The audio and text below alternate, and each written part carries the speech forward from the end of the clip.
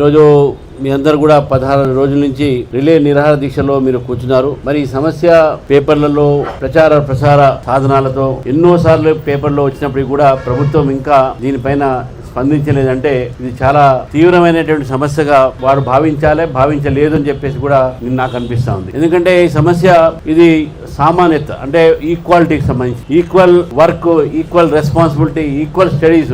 ఇది ఆయుష్ కేంద్ర ప్రభుత్వం రికగ్నైజ్ చేసినటువంటి కోర్స్. ఇది గతంలో కూడా ఆయుర్వేదిక్ మెడిసిన్, అదేవిధంగా అలోపతి మెడిసిన్ ఇవన్నీ కూడా ఎట్ పార్ చూసేటటువంటి ఎడ్యుకేషన్ సిస్టమ్ మనకు ఇండియన్ మెడిసిన్స్ ఒక సంబంధించినటువంటి ఒక డిపార్ట్మెంట్ అయితే ఏంది, ఆలియోపతి అయితే వీటన్నిటి కూడా ఒకే రకంగా చూసేటటువంటి ఒక పరిస్థితి మనం చూస్తా ఉన్నాం దేశంలో. మరి ఈరోజు ఏ విధంగా అయితే విద్యార్థులకు ఆంధ్రప్రదేశ్ లో పోస్ట్ గ్రాడ్యుయేట్ కు ఇచ్చేటటువంటి ఒక పెన్షన్ ఏ విధంగా ఉంది, తెలంగాణలో ఇచ్చేటువంటి పెన్షన్ ఏ విధంగా ఉంది. వాస్తవానికి 2006లోనే ఒక జియో వచ్చింది. మరి ఆ రోజు ఆంధ్రప్రదేశ్ ఉమ్మడిగా ఉన్నప్పుడు మరి అప్పుడు ఇచ్చినటువంటి ఒక ఉత్తర్వు మరి దాని తర్వాత 2016లో దాకా కొనసాగిస్తూ దాన్ని ఆపేసినటువంటి పరిస్థితి మనం బీఆర్ఎస్ ప్రభుత్వం చూసినాం. కోర్టుకు వెళితే మళ్ళీ బీఆర్ఎస్ ప్రభుత్వం సుప్రీం కోర్టుకు వెళ్ళింది. అంటే విద్యార్థులకు స్టైపెండ్ ఇవ్వకుండా సుప్రీం కోర్టు కూడా మొండికాయ ఒక ఏసీ విత్ ఎరియర్స్ కూడా వాళ్ళకి ఇవ్వాలి, స్టైపెండ్ ఇంక్రీజ్ స్టైపెండ్ ఇవ్వాలని చెప్పేసి సుప్రీం కోర్టు చెప్పింది. అయినప్పుడు కూడా గత ప్రభుత్వము ఈ ప్రభుత్వము ఇది ద్వంద్వనాలి ప్రభుత్వం. బట్టి మీకు ఇప్పుడే వినిపించారు అఖిల్. మనకు అసెంబ్లీలో మాట్లాడినటువంటి ఒక మంత్రి, ఇప్పుడు ఫైనాన్స్ మంత్రి, డిప్యూటీ సీఎం, ఆ రోజు విద్యార్థులకు ఇవ్వాలని చెప్పేసి మాట్లాడిన వ్యక్తులు ఈరోజు ఎందుకు మర్చిపోతున్నారనే విషయాన్ని కూడా గుర్తు చేసుకోవాల్సిన అవసరం ఉంది. మీరు ఎవరితోనైనా చెలగాటం ఆడిన కానీ డాక్టర్స్, అదేవిధంగా డాక్టర్స్ అవుతున్నటువంటి విద్యార్థులతో చెలగాటం ఆడటం మంచిది కాదు అనే విషయాన్ని కూడా చెప్తున్నారు. ఇది ఎంబీబీఎస్ అలోపతిలో చేసిన, ఆయుర్వేదిక్లో చేసిన, యునానీలో చేసిన, హోమియోపతిలో చేసిన all medical students are one and same అనేది ఈ రోజు స్పష్టంగా మనకు కనబడతా ఉంది. మనం చూస్తా ఉన్నాం ఈ యొక్క ఎడ్యుకేషన్ ని, ఈ యొక్క హౌస్ సర్జన్స్ కు, పీజీ కోర్సెస్ కు, పీజీ స్టూడెంట్స్ కు ఏ విధంగా అక్కడ ఉన్నటువంటి ఒక స్టైపెండ్ కు, ఇక్కడ ఉన్నటువంటి ఒక స్టైపెండ్ కు సగం కన్నా తక్కువ ఉన్నది. 13,000 ఐ థింక్ హౌస్ సర్జన్స్ కి ఇక్కడ ఇస్తున్నారు. 25,000 ఈ రోజు ఆంధ్రప్రదేశ్ ప్రభుత్వం ఇస్తా ఉంది. 60,000 దాదాపు అక్కడ అలోపతిలకు ఇస్తే పీజీ స్టూడెంట్స్ కు, ఇక్కడ తెలంగాణలో కేవలం 30,000 మాత్రమే. అంటే ఇంత వ్యత్యాసం ఉన్నదంటే సగం కన్నా తక్కువ ఇచ్చేటటువంటి ఒక పరిస్థితి తెలంగాణ ఉంది. మరి ధనిక రాష్ట్రం చెప్పుకునే తెలంగాణ అసలే అప్పులు చేశారు.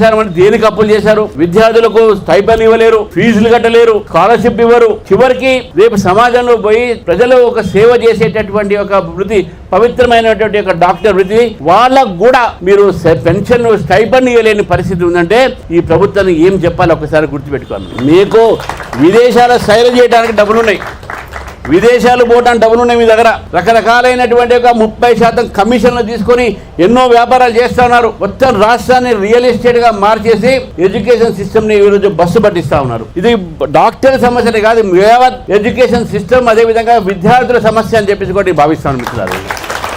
నిజంగా ఇంతమంది ఇక్కడ రానున్న రోజుల్లో భవిష్యత్తులో మన దేశానికి, సమాజానికి, ప్రజలకు వైద్య సేవలు అందించేటటువంటి ఒక పవిత్రమైన వృత్తిలో మీరు పనిచేసినటువంటి ఒక సందర్భంగా మీ యొక్క చదువులు కూడా సరిగ్గా పూర్తిగా చేసేలేని పరిస్థితుల్లో మీకు కావాల్సినటువంటి ఒక ఆర్థిక సహాయాన్ని అందించలేక ప్రభుత్వం నిర్ణయం ప్రకారమే ఇవ్వాల్సినటువంటి ఒక స్టైపెండ్ మీకు ఇవ్వకపోవడం, హౌస్ సర్జన్స్ కు ఇంటర్న్షిప్ ఇవ్వకపోతాం అనేది ఏదో ఇదంతా కూడా మేము తప్పకుండా దీని ప్రభుత్వాన్ని తప్పుపడతా ఉన్నాం. ప్రభుత్వానికి విద్యా విషయంలో కానీ, వైద్య విషయంలో కానీ వారికి ఎటువంటి ఒక సీరియస్నెస్ లేదు కాబట్టి మేము డిమాండ్ చేస్తా ఉన్నాం. ఈరోజు మీ యొక్క డిమాండ్ని వెంటనే ప్రభుత్వము దాన్ని ఒప్పుకోవాలి, ఎమ్మటే దీనిపైన అమలు పరచాలని చెప్పి, విత్ ఏరియాస్ కూడా అమలు పరచాలని చెప్పేసి కూడా డిమాండ్ చేస్తూ మీ యొక్క నిరాహార దీక్షకు, మీరు చేసే పోరాటానికి మీకు న్యాయం జరిగే వరకు మీరు పోరాడండి, మేము మీతో ఉంటామని చెప్పేసి కూడా పూర్తిగా మా మద్దతు మీకు ఉంటుందని చెప్పేసి కూడా మీకు తెలియజేస్తున్నాను. రేపు మరి అసెంబ్లీ పెట్టాల్సిన అవసరం లేదు. దేశవ్యాప్తంగా కూడా అసెంబ్లీలు జరుగుతూ ఉన్నాయి. కానీ మన రాష్ట్రంలో మాత్రం మన ముఖ్యమంత్రి గారు విదేశాలకు వెళ్ళారు. ఇక్కడ అసెంబ్లీ ఇప్పుడు జరిగే పరిస్థితి లేదు. అది ఎప్పుడు చేస్తారో, ఎన్ని రోజులు జరుపుతారో మనకు తెలియదు. ఎందుకంటే ఈ మధ్య కాలంలో అసెంబ్లీలో జరిపేటటువంటి నేను కూడా ఎమ్మెల్సీ ఉన్నప్పుడు 4 రోజులకే మూసిపోయేది అసెంబ్లీ హౌస్. ఇప్పుడు ఇదే పరిస్థితి కాంగ్రెస్ పార్టీ కూడా చేస్తా ఉంది, ఈ ప్రభుత్వం కూడా. కాబట్టి రేపు అసెంబ్లీ సెషన్స్ లో మా తరఫు నుంచి మా ఎమ్మెల్యేలు తప్పకుండా, మా ఎమ్మెల్సీలు హౌస్ లో ప్రభుత్వాన్ని నిలదీస్తామని చెప్పేసి కూడా మీకు తెలియజేస్తా ఉన్నాను. ఇది ఈ యొక్క డిమాండ్ ఏతుందో న్యాయపరమైన డిమాండ్. అది ఎలియోపతి ఇవన్నీ కాదు. విద్యార్థులుగా ప్రజాసేవ చేసేటటువంటి ఒక పవిత్రమైన వృత్తిని ఈరోజు అవమానపరుస్తుంది ఈ ప్రభుత్వం. ఈ ప్రభుత్వానికి వైద్య రంగం మీద విద్యారంగం వాళ్ళకు ఎటువంటి ఒక సీరియస్నెస్ లేదని చెప్పి స్పష్టంగా ఉంది. కాబట్టి మీరు మీ వెంటనే మేము ఉంటాం, నైతికంగా మీతో మేము ఉంటాము. నైతికంగా కాదు, ఎందుకంటే రాజకీయాలు విద్యార్థులు నేను తీసుకురాను కాబట్టి మీ వెంట ఒక పార్టీగా మీ వెంట ఉంటామని చెప్పేసి కూడా మీకు తెలియజేస్తూ, మరి మా యువ మోర్చా అధ్యక్షుడు మన గణేష్ గారు ఉన్నారు.